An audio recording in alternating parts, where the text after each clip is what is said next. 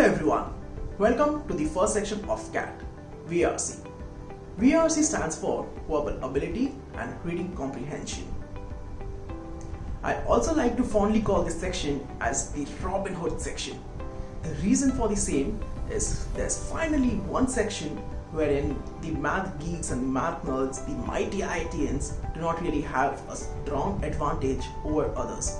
In fact, I would go on to say that people who are not very comfortable in maths really make up through this section in their overall percentiles. This is also a very important section for people good in maths because I have seen in every attempt there are a lot of people who are able to score very high percentiles in DILR section, QA section. In fact, they probably go on to score 100 percentile in QA and they're still not able to get a single call from the IIMs, for the sole reason being that their score in VARC was so low that they couldn't clear the individual sectional cutoff. Hence, this is a very important section for everyone to ace. In this video, we are going to cover the following things: weightage, paper pattern, the various subtopics, how to ace each topic individually, how to get better at reading, and a few more generic yarn. So, let's go ahead. In 2021, CAT had a total of 66 questions, out of which 24 questions were from VARC section. In CAT 2020, CAT had a total of 76 questions, out of which a total of 26 questions were from VARC. From 2017 to 2019, there were a total of 100 questions, out of which 34 questions were from VARC. So simply, more than 1/3 of the paper is from VARC section. Hence, this makes it an important section for us to analyze. So, let's discuss about the paper pattern. In CAT 2021, out of the 24 questions, 16 questions were from the RC section, which is Reading Comprehension. The other 8 questions were from Verbal Ability section. The split of the Verbal Ability was 3 questions each from para jumbles and para summary, and there were 2 questions from odd one out. In CAT 2020, out of 76 questions, 18 questions were from RC and a total of 8 questions were from VA. Again, in CAT 2020, the split was 3 questions each from para summary and para jumbles, and there were 2 questions from odd one out.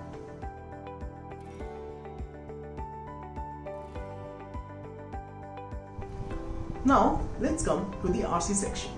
As you might have noticed, RC constitutes of the major component of the VARC paper, with the weightage being more than 2/3 of the entire section. Now, let's understand what an RC passage is. Usually, there's a passage of multiple paragraphs. Say the length could be 500 words, 600 words. Obviously, it could vary. Then there would be a few questions. So typically in CAT 2021 and 2020, the length or the number of questions has been close to 4, but then there were a few passages of questions 5 as well. So they would ask you 4 to 5 questions on the passage. Those questions would be completely related from the passage itself, and they do not expect you to have any information other than what is mentioned in the passage. To solve a passage, there are usually 3 schools of thoughts that are recommended. The first one is go through the questions first and then read the passage. After reading the passage, go back to the questions and then solve each one individually. The second school of thought is read one paragraph, go to the first question, read the second paragraph, go to the second question, and so on. The third approach, which I followed and most people that I know had followed, is read the passage in entirety first, go to the questions and tackle each one individually. The reason why the second approach doesn't work is in CAT you do not have questions sequentially. So it's not necessary that the first question would be related to the first para, the second question related to the second para, and so on. That's a concept which is followed in a few other exams like GMAT, but not in CAT. So it really doesn't help. The reason why I did not like the first approach is if you go through the questions first, you would be biased while reading the passage and you wouldn't be able to understand the key points and the main reasoning why the author has written this entire passage in entirety. Hence, for me, the third approach worked the best. The first step is to read the passage. Now, there's one thing which we will keep on reiterating because that's the most important skill in the entire section. That is reading. But for the purpose of RC, how do you read? The first step is to try to understand what the main point of each paragraph is. So a good way to do it is, after reading one paragraph, write down in a single line what's the main point the author was trying to convey. Do it for all the other paragraphs also. After reading through the entire passage, do it for the passage as a whole. So that's a very important skill that you need to build. It's also very important that you read actively and not passively. How do you do that? You need to be genuinely interested while reading the passage. Whenever you come across any transition word, you should be aware. For example, if the passage states A, B, C things happened, but D, E, F, then you should know that D, E, F is what is important. So focus on transition words like but, however, although.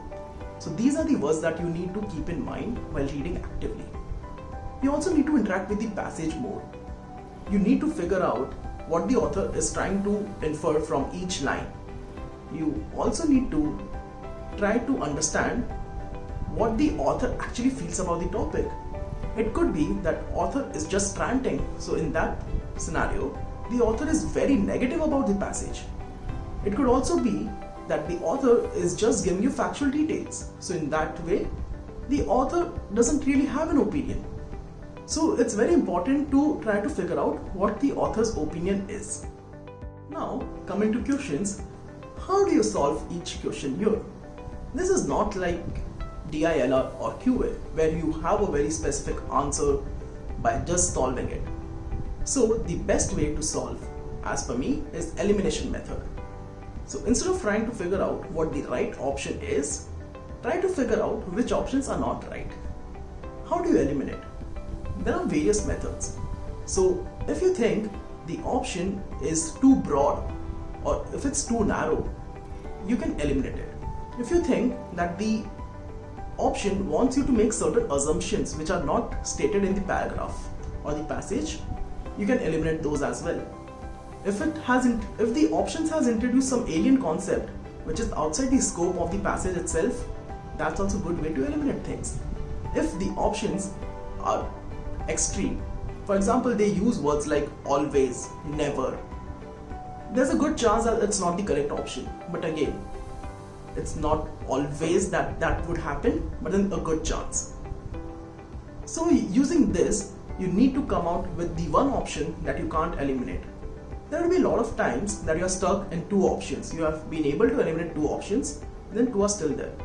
In that scenario, you need to read the option again, word by word, go back to the passage where the section is, and using these methods, eliminate one option. Let me give you a couple of examples to demonstrate how the options try to confuse you. 1. Mridul likes to drink Fanta.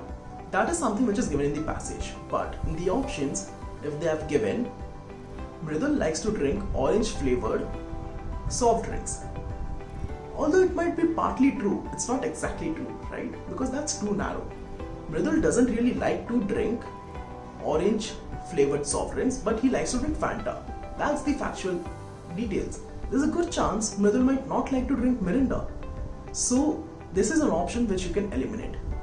A few more tips for the RC section is to read on wide variety of topics. Obviously we will cover this in the reading section part, but then it's very important to not have a bias against any specific genre. For example, if you're not comfortable with psychology, then you would have a negative bias against it, and that's a recipe for disaster, because while reading the passage also, you wouldn't actually be enjoying it, and you would have the fear of psychology, so you wouldn't be able to concentrate as much as you would want on the questions also. Hence, it's very important to be comfortable with a wide variety of topics.